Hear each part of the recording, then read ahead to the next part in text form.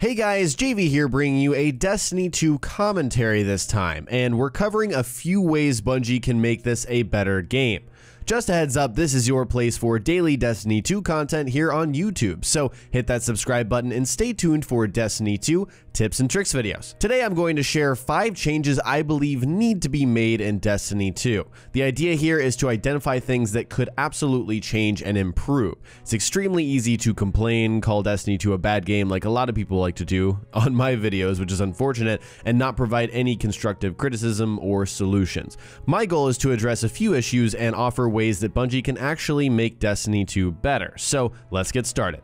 First, let's talk about public events. This activity is much better than it was in the original game. Since we can find legendary and exotic engrams now, public events are actually worth our time. Perhaps those drop rates are a little too high in my opinion, and I think it's still one of the best ways to find exotics. Bungie also added another layer of challenge with heroic public events. This was a really cool addition that spiced up activities that would otherwise be monotonous. The problem here though is that most public events require at least 2 people to complete, and for some reason Destiny 2 is not very good at instancing. If you're not familiar with that term, the other players and things you see in your game at any moment is an instance of the world, just one of them, and there's tons of them. So each time you spawn in the EDZ, for example, Bungie's servers should be finding you an instance with plenty of players so that you can potentially do public events together. After all, public events are supposed to be public. It's in the name, not something you're forced to group with a fire team for. That's just not the case right now, and it's certainly not because there aren't enough people playing. There's a lot of people playing this game. This is especially an issue with heroic public events, which are extremely difficult to complete alone, and if you're already level 20 and trying to rank up your overall power level, you're absolutely trying to do heroic public events. You're not trying to do just normal ones. Many players are finding themselves attempting public events by themselves, and that's absolutely not how it should be. There is a workaround right now which involves fast traveling to a point super close to the event over and over until you find people doing it, but again, we shouldn't have to do this in the first place.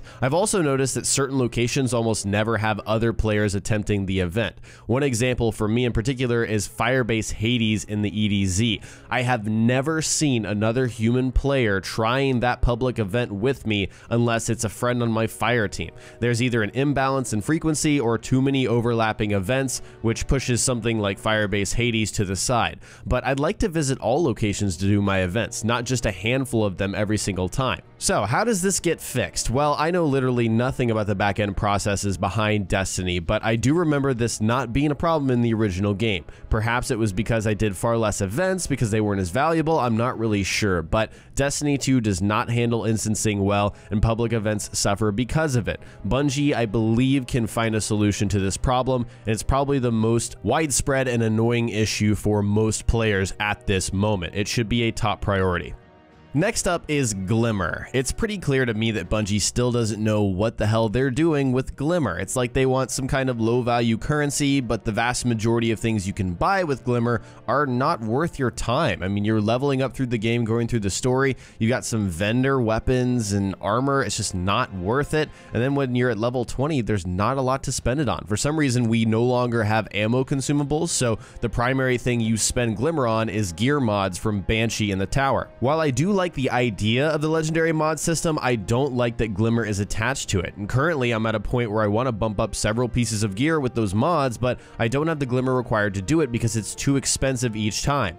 Also, I need to keep buying random mods in order to exchange for the legendary one I'm looking for, which means rare mods are useless, so that seems like an unnecessary step there, like an extra hoop I have to jump through for no particular reason. Now, you also spend Glimmer infusing items, it's only 500 each time. That is another drain on the currency, but not as much as these mods. The other main problem with Glimmer is that I don't know exactly how to get it, and there's never enough of it. I'm sure there are ways to get Glimmer slightly faster than normal, but by and large, all activities give you small, minute amounts of Glimmer. It's not something you can go and grind for like most things in this game. So how does Bungie fix these issues with Glimmer? I think they need to give us more things to buy, more things to spend it on. Give us activities that let us grind for and accumulate this currency instead of just giving us a blanket small amount for everything that we do. It is so much better to be able to work up towards something instead of tying it directly to playtime, because if we're being honest, that's exactly what it is. If you're not playing X amount of hours each week, then you're not going to get enough Glimmer for what you need it for. I don't want to have to do a how to get Glimmer really quickly method that's super boring but gets me to where I want to be, but that's what I'm forced to do right now. There's a serious economy issue with this currency in particular, and it needs to be fixed. Speaking of economy issues, there's another one, and it's the opposite problem of Glimmer. It's not that we have not enough of it, it's that we have too much. Through the normal course of play, we get far too many legendary shards, and for some reason there aren't enough things to spend them on. With the way engrams work in Destiny 2, we're getting tons and tons of legendaries through reputation packages, factions, since that just came out, and old-fashioned drops on the ground that we pick up and take to the Cryptarch. For the most part, we're always looking for the higher attack or defense value of these items, and if we don't get it, we're dismantling that item, and every single time we do that, we get 3 legendary shards, and that adds up big time. Right now, I'm sitting at 654 legendary shards, and I still only have 1 character. The primary way to spend this currency is to buy exotics from Xur. The most you can spend at Xur each week is 98 shards, and you're most likely not buying everything he has each time. This really takes away from the excitement of Xur and makes his exotics feel like handouts instead of super rare items that you have to save up for. I remember having to save up for stuff in Destiny 1, and maybe that was a little too much, but it's like they dialed it down way too much. It doesn't feel special anymore. Another way to spend legendary shards is to infuse items into each other, but this only costs 1 or 3 shards each time. I don't think this should be, something that should make you run out of legendary shards unless you're infusing way too much. But the only other way to spend shards is to buy the 205 exotics from your collection in your vault. I just don't do this. I don't see any reason to do this, maybe for another character, but I don't do it at all. So we need some other purpose for legendary shards, because right now they don't feel so legendary to me. For Destiny 2, Bungie decided to remove gear rolls entirely from the game. So no longer do we have different stats on our armor, for example, different levels of mobility, resilience, and recovery, and different perks, and that would be the same with weapons. That's how it used to be in the original game.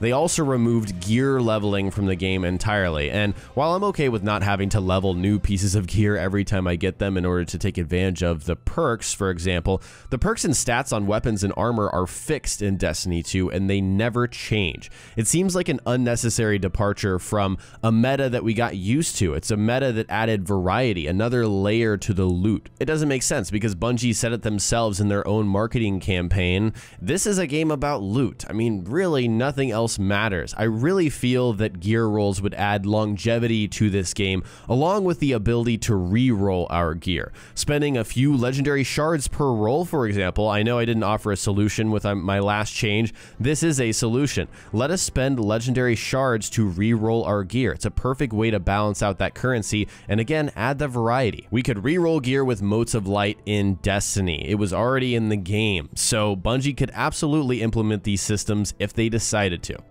The final change we're discussing in this video is with strikes. I think Destiny 2 has some really fun, really solid strikes that were well designed. Pyramidon, for example, feels like a mini vault of glass, and it's so much fun every single time I do it.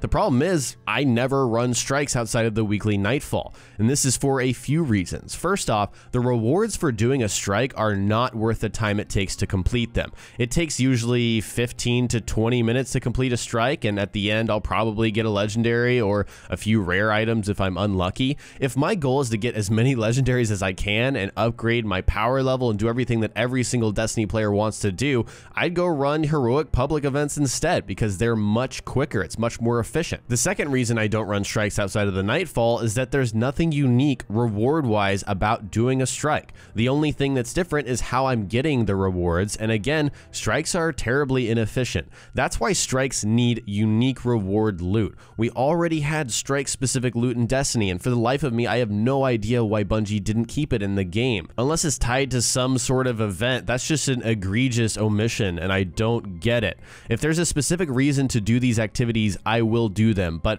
we don't have that right now, and it's a shame because I prefer PvE activities myself in Destiny, and this is one of those that I don't feel gets the attention that it deserves. We need to make strikes relevant again.